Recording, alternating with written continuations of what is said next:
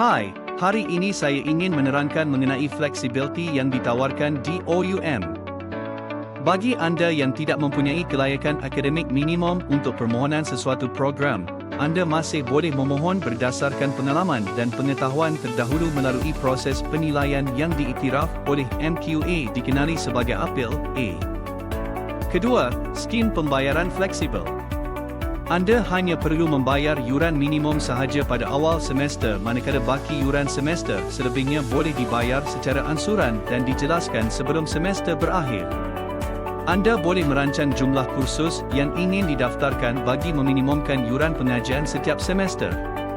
Anda boleh menyemak maklumat status yuran untuk tuntutan KWSP dan pinjaman PTPTN di portal MyOUM.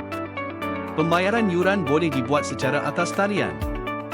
Ketiga, Online Distance Learning, ODL. Melalui kaedah pembelajaran secara ODL, anda boleh merancang pengajian anda dan dibekalkan dengan modul bagi setiap kursus. Sesi pertemuan kelas secara maya dijalankan di luar waktu pejabat dan anda juga masih boleh melihat rakaman kelas jika tidak berkesempatan untuk mengikuti sesi secara langsung. Keempat, Take Home Exam. Anda boleh menduduki sesi ujian atau kuis pada bila-bila masa dan di mana sahaja, asalkan dalam tempoh yang ditetapkan. Penghantaran jawapan peperiksaan dan juga tugasan sememangnya secara atas talian sahaja. Kelima, pengalaman itu amat berharga. Melalui penilaian Apil C pula, anda boleh memendekkan tempoh pengajian dan dalam masa yang sama dapat mengurangkan kos yuran pengajian anda.